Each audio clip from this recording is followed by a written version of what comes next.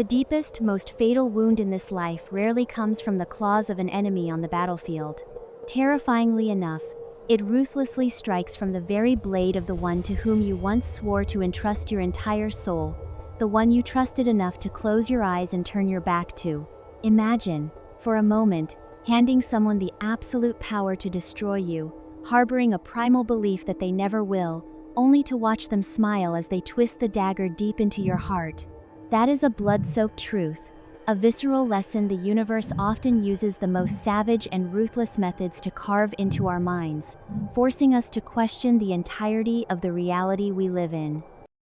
Before we step together into the abyss of tonight's tale, a haunting epic of broken bonds, raw survival, and the agonizing journey to reclaim the true crown of one's soul, please take a second to hit that subscribe button and turn on the notification bell. Your support is our vital heartbeat, the massive motivation we need to continue bringing you deep and emotional videos like this one. Wolf King Stories warmly welcomes you to a werewolf realm where myths are the truest mirrors reflecting the ultimate darkness and light of human nature. The Great Hall of Silver Ridge on that deep winter night was colder than any monster of a blizzard howling outside the ancient fir trees. The air had thickened, suffocating and heavy to the point where one could clearly hear the ragged breathing and throbbing heartbeats of hundreds of pack members standing in absolute, paralyzed silence. Every single eye was glued to the highest marble dais, the very epicenter of supreme power. Then, a sharp, metallic shriek violently tore through the silence. The silver crown crashed against the icy stone floor, shattering into the dead space just like the heart of the woman from whom it had been ruthlessly stripped. Luna Evelyn, the woman who had once been the guiding light, the beating center, and the proud soul of Silver Ridge, now stood utterly alone in the vast hall. Her sharp, unblinking eyes were pinned on the man sitting upon the throne. It was Alpha Damon, her fated mate, the man she had loved more than her own life. The verdict was barren. Just one word, yet it carried the apocalyptic destructive force of 1,000 curses.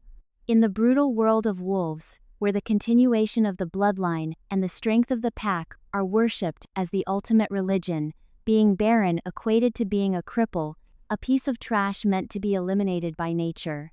But the true, horrifying nightmare of that moment did not stem from the cruelty of biology. It birthed from the sheer venom of the human heart.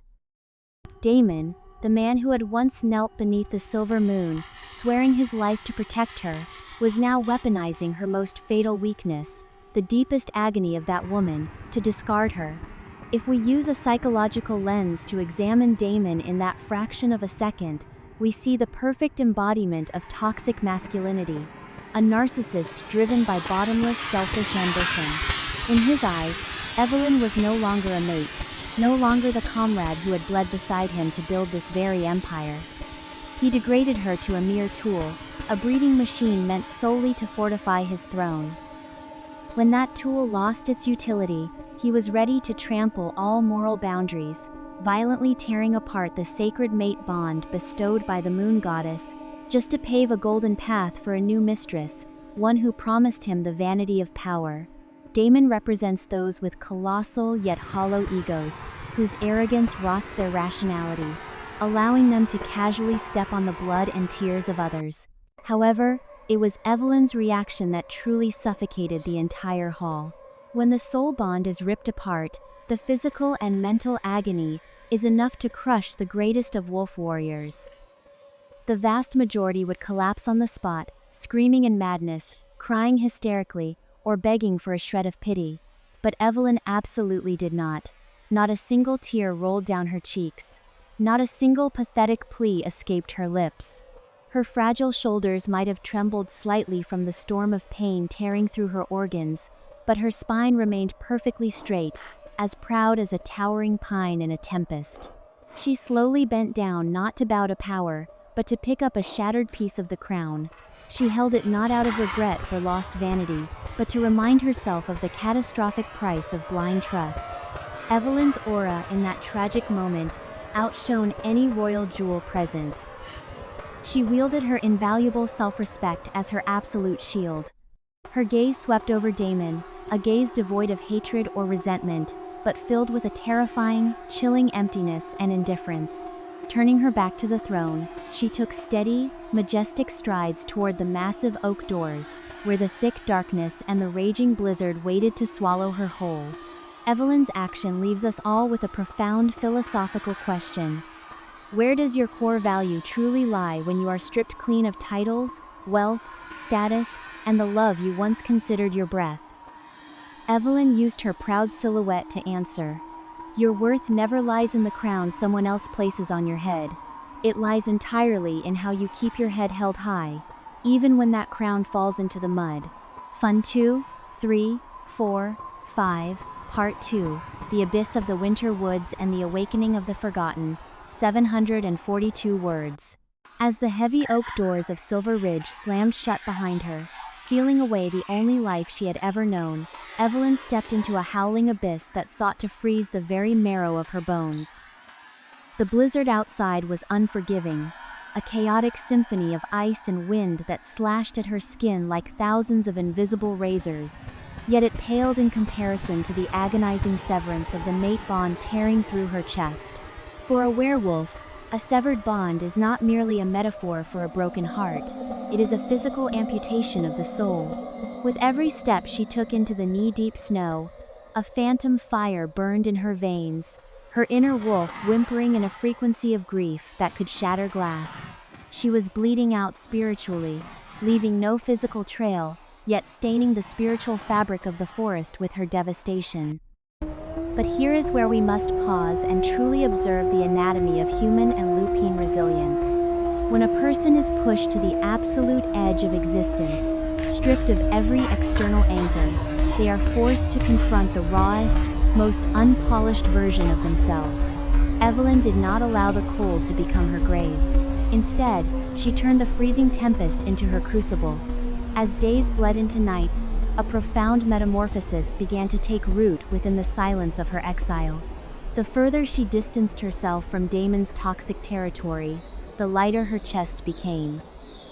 The debilitating pain of the broken bond, which should have inevitably killed a rejected Luna, began to paradoxically act as a venom that her system was fiercely learning to immunize against. Her inner wolf, once suppressed and forced into submission under Damon's domineering, suffocating shadow, was not dying.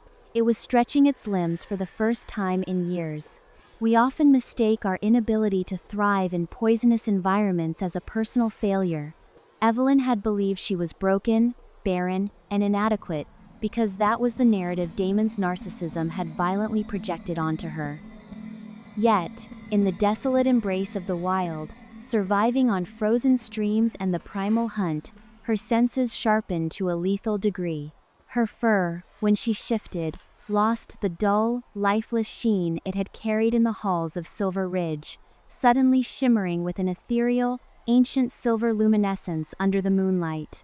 She realized, with a terrifying clarity that shook the forest floor beneath her paws, that she was never barren. The profound truth of the werewolf biology, intricately tied to the spiritual will of the moon goddess, dictates that a true Luna's womb will not bear fruit in soil poisoned by deceit and an unworthy alpha. Her body had not failed her, it had protected her. It had vehemently refused to bind a child to a father who lacked the fundamental integrity to lead. This realization was not just a comfort, it was a psychological earthquake. The grief that had weighed her down evaporated, instantly replaced by a surging, volcanic wrath and an awe-inspiring sense of liberation. Evelyn was not an outcast who had lost her kingdom. She was a goddess who had finally broken free from her golden cage. As the winter storms eventually began to break, giving way to the faint, fragile thaws of early spring, Evelyn stood atop a jagged cliff, overlooking the vast, uncharted territories of the north. She was no longer Damon's discarded Luna. She was a lone wolf who had conquered the abyss, her spirit forged in the absolute zero of betrayal, ready to carve a new destiny that would make the heavens themselves tremble. Part 3. The Forgotten Sanctuary and the Ignition of the Lunar Bloodline, 765 words. Rising from the snow-covered grave of her old self, Evelyn's relentless march through the thawing wilderness led her not to a lonely demise, but to the hidden, mist-shrouded borders of the Obsidian Peaks, a legendary sanctuary for the forgotten. This territory was a myth whispered among pups to instill fear, said to be a harsh land inhabited by rogues, outcasts, and those whom the mainstream packs had violently rejected. Yet, as a storyteller who has witnessed countless tales of redemption, I can assure you that the most magnificent empires are rarely built by the privileged. They are built by those who have tasted the dirt and refuse to stay down. As Evelyn crossed the ancient territorial lines, she was not met with the savage hostility she expected, but by a silent, heavily scarred vanguard led by Alpha Kaelen.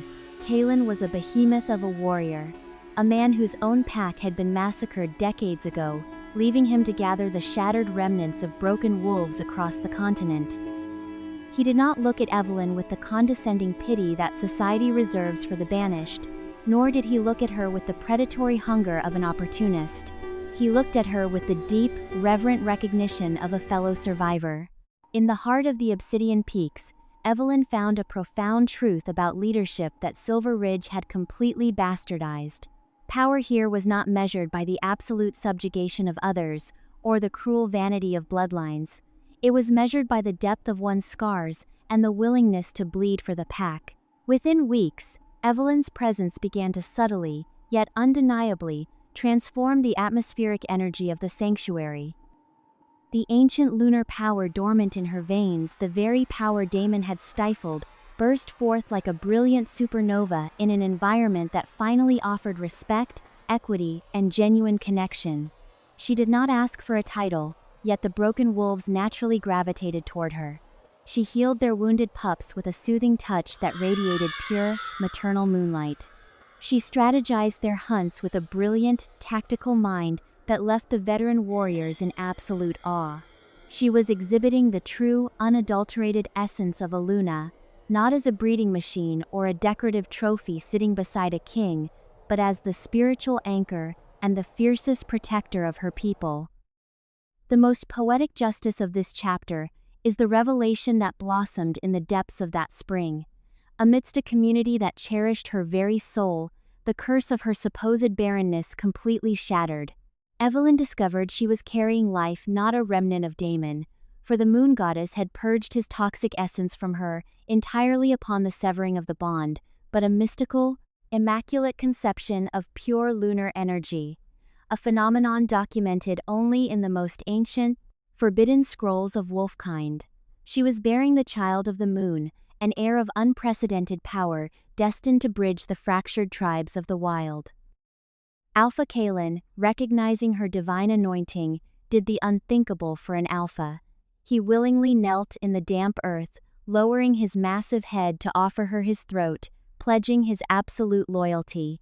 One by one, the hundreds of outcast wolves followed suit, their eyes glowing with tearful reverence. Evelyn, the woman who had been thrown into the snow to die like a diseased dog, now stood at the heart of an impenetrable fortress of loyal hearts. She accepted their submission not with arrogant pride, but with a solemn, unbreakable vow to protect them until her last breath. She had evolved into the Alpha Queen of the Obsidian Peaks, a living testament to the fact that when you bury a seed of true greatness in the darkest dirt, it will only grow into a tree that eventually eclipses the sun. Part 4. The Rod of Silver Ridge and the Inevitable Collapse of the False King, 738 words. While Evelyn was forging an unbreakable empire of the soul amidst the obsidian stones, the so-called Golden Kingdom of Silver Ridge was rapidly succumbing to an invisible, necrotic rot. From the outside, Alpha Damon's empire appeared as formidable as ever, boasting a massive army and the fresh, youthful beauty of his new Luna, Selene. But any wise observer of the natural world knows that a tree rots from the inside out long before the leaves begin to fall. Damon's decision to sever his fated mate bond had enraged the delicate, spiritual ecosystem of the pack.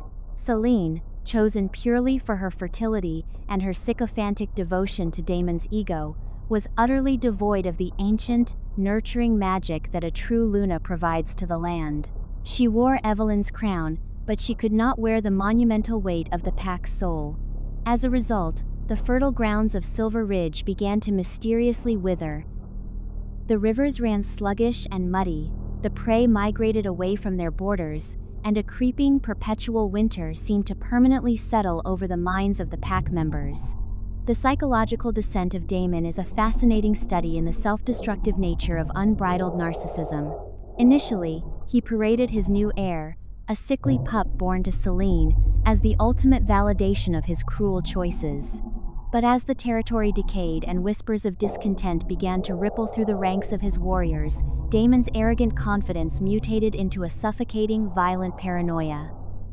He ruled not by respect, but by a reign of terror, executing anyone who dared to question his judgment or reminisce about the golden days under Evelyn's gentle grace. His warriors grew physically weak, their wolves lethargic and depressed, disconnected from the divine favor of the moon goddess. Damon had sacrificed the spiritual heartbeat of his people on the altar of his own vanity, and now he was choking on the ashes of his decisions. When a devastating famine struck the southern territories, compounded by a sudden, brutal invasion of coordinated rogue factions sensing Silver Ridge's weakness, Damon found his massive army crumbling like wet paper. Desperation is a cruel master, and it forced Damon to look outward for salvation.